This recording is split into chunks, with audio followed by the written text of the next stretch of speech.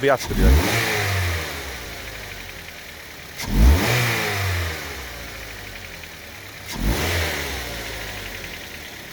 Weź się.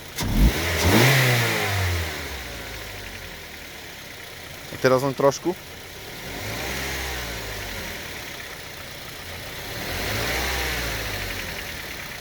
Weź się.